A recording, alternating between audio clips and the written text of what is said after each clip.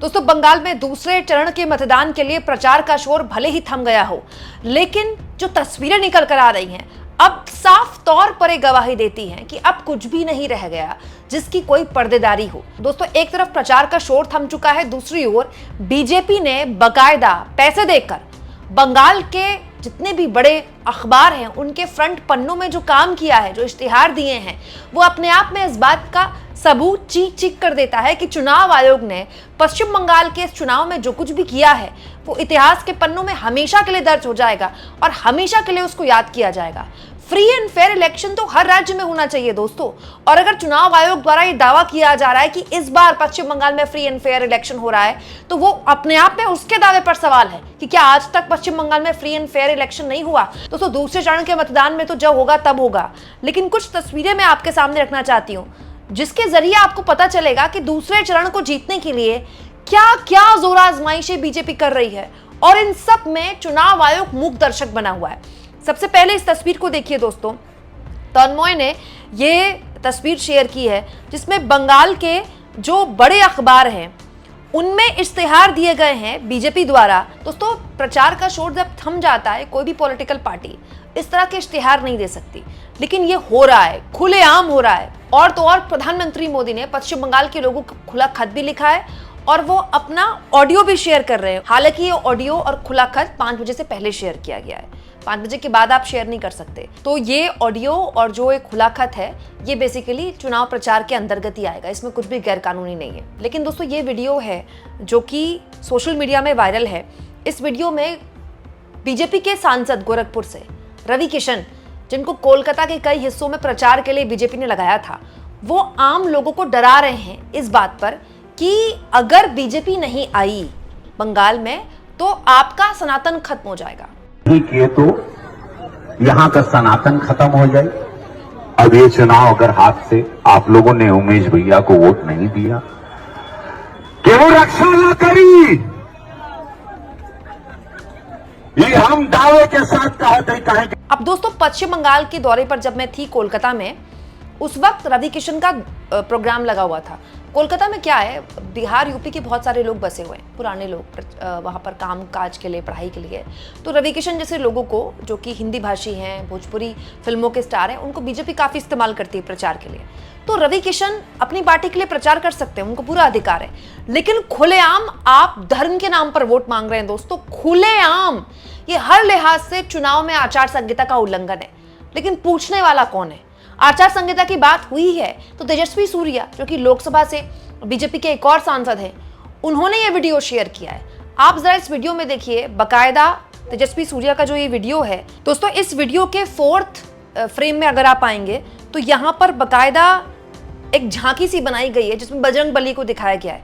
चुनाव में किसी भी तरह से ना तो आप धार्मिक चिन्हों का इस्तेमाल कर सकते हैं, ना ही धर्म के आधार पर वोट मांग सकते हैं। लेकिन बीजेपी के लोग खुलेआम धर्म के नाम पर न केवल डराकर वोट मांग रहे हैं, बल्कि इस तरह की झांकी निकालकर आचार संहिता का उल्लंघन कर रहे हैं। आप सोचिए, कोई है पूछने वाला? हद तो तब हो गई दोस्तों जब आज प्रधानमंत्री गैंगटॉक में बच्चों के साथ फुटबॉल खेल रहे थे। देखने में ये बस एक वीडियो मात्र लगती है, लेकिन सब जानते हैं पश्चिम बंगाल में फुटबॉल का एक बहुत बड़ा कल्चर है। वहाँ क्लब्स हैं, बहुत पुराने क्लब्स हैं, अंग्रेजों के ज़माने के क्लब्स हैं जो कि बहुत पॉपुलर हैं। आप सोचिए, ये संयोग है या प्रयोग कि इधर कल बंगाल में चुनाव के लिए वोट पड़ने और इधर आज सुबह प्रधानमंत्री गैंगटॉक में बच्चों के साथ फुटबॉल खेल रहे हैं। और दोस्तों, यही काम दूसरा करे तो आप सोचिए कितना हास्यास्पद हो जाता है। शुभेंदु अधिकारी का एक वीडियो है जिसमें जो इंटरव्यूअर हैं, जो चैनल के लोग हैं, वो शुभेंदु अधिकारी से ममता बनर्जी को लेकर बात कर रहे हैं। तो शुभेंदु अधिकारी कहते हैं कि ममता बनर्जी जो हैं वो तो हिंदू हैं ही नहीं, वो तो नमाज पढ़ती हैं। तो इसका जवाब जब पत्रकार ने कहा कि भाई उन्होंने तो जगन्नाथ टेम्पल बनाया है, मंदिर बनाया है, वो आप उनको कैसे मुस्लिम कह सकते हैं? तो शुभेंदु अधिकारी क्या कहते हैं कि ममता बनर्जी ने तो यहाँ पर उल्लंघन किया है, कॉन्स्टिट्यूशन का उल्लंघन किया है, संविधान में आप इतने बड़े पद में रहकर, सीएम के पद में रहकर मंदिर कैसे बना सकते हैं? बताइए। अमित शाह पूरे प्रचार में मोदी जी के लिए वोट मांगते दिखे कि देखिए मोदी जी ने राम मंदिर बनाया है, तो आप उनको वोट देंगे कि नहीं देंगे? और यही सवाल अगर ममता बनर्जी के लिए पूछा जाता है, क्योंकि ममता बनर्जी ने 1-2 मंदिरों के उद्घाटन किए हैं चुनाव से पहले, 6-8 महीने पहले, और वो काफी पॉपुलर भी हैं मंदिर, अब काफी वहां पर श्रद्धालु जाते हैं। तो शुभेंदु अधिकारी कहते हैं कि वो संविधान के खिलाफ काम कर रही हैं। दोस्तों, मैं तो बंगाल चुनाव कवर करके आई हूँ, मैं तो पत्रकार हूँ, मैं ना तो ममता बनर्जी के साथ हूँ, ना ही बीजेपी के साथ हूँ, ना नरेंद्र मोदी के प्रचार में मुझे संपूर्णता दिखाई देती है, ना ममता बनर्जी के प्रचार में संपूर्णता दिखाई देती है। बट पॉइंट ये कि आप खुलेआम धर्म के आधार पर वोट मांग रहे हैं। आज प्रधानमंत्री का बनारस में दौरा है, बनारस में वो महिलाओं से बात करने वाले हैं, ठीक है, महिला सम्मेलन करने वाले हैं। सब जानते हैं कि पश्चिम बंगाल में महिला वोट बैंक कितना बड़ा है।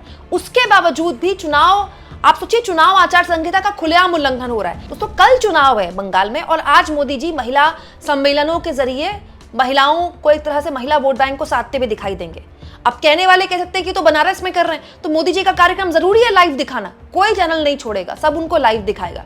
खुलेआम आचार संहिता का उल्लंघन हो रहा है। आप देखिएगा, कल वोट पड़ रहे होंगे, मोदी कहीं ना कहीं कोई ना कोई रैली को, कहीं ना कहीं किसी कार्यक्रम में जनता के बीच होंगे और वो सब कुछ लाइव चल रहा होगा। और ये हमेशा का हो गया है, हर चुनाव का हो गया है। आखिरी चरण का मतदान होता है लोकसभा चुनाव में, मोदी जी या तो किसी गुफा में चले जाते तपस्या करने के लिए, या किसी ध्यान वगैरह में चले जाते और वहां उनके साथ कैमरे होते और 24 घंटे कैमरे उनकी लाइव फुटेज दिखाते हैं और यहाँ देश में वोट पड़ रहा होता है। दोस्तों, वैसे तो इस चुनाव में मतलब आचार संहिता के नाम पर हो या चुनाव आयोग ने जो फैसले लिए उसके नाम पर बहुत गंभीर सवाल खड़े हुए हैं। आप सोचिए, 27 लाख से ऊपर लोगों को वोट नहीं देने दिया गया, सिर्फ इसलिए नहीं कि उनका वोटिंग लिस्ट में नाम कट गया, इसीलिए कि उनकी अपील स्वीकारने, उनकी अपील सुनने तक का टाइम नहीं मिला ऑफिशियल्स को। मतलब ऑफिशियल्स की गलती है, अधिकारियों की गलती है, गलती चुनाव आयोग की है, उस ट्रिब्यूनल की है जिसका काम सुनवाई सुनने का था। और भुगता किसने? उन लोगों ने जिनके नाम नहीं थे। मतलब उनको जो नेचुरल जस्टिस होता है कि कम से कम उनको एक बार सुना जाए, उसका भी अधिकार नहीं मिला। और भोगा किसने? आम आदमी ने। और सवाल किस पर उठे? चुनाव आयोग में। उसके बावजूद भी चुनाव हो रहे हैं और इन सब के बीच प्रचार में आप देखिए खुलेआम चुनाव की नियमों का उल्लंघन है। और तो और दोस्तों, यूपी कैडर के एक आईपीएस अधिकारी खुलेआम टीएमसी के एक उम्मीदवार को डरा रहे हैं, धमका रहे हैं उनको। देखिए, आसपास के जितने भी लोग हैं अच्छी तरह से समझ लें कि अगर किसी ने बदमाशी करी तो उनका कायदे से इलाज किया जाएगा। फिर अगर कहीं से खबर आ गई कि किसी ने कोई खुराफात करने की, किसी को परेशान करने की कोशिश की है, तो फिर उसकी खबर फिर अच्छे से लेंगे हम। ये जहांगीर के घर वाले भी खड़े हैं, उसको बता देना कायदे से।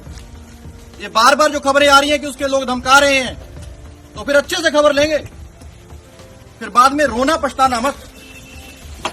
और ये सब कुछ कब हो रहा है? जब वोटिंग के मात्र कुछ घंटे बाकी हों। आप इस मुद्दे को किस तरह से लेते हैं? कमेंट बॉक्स में जरूर लिखें और जितना हो सके दोस्तों चैनल को शेयर भी करें और सब्सक्राइब भी।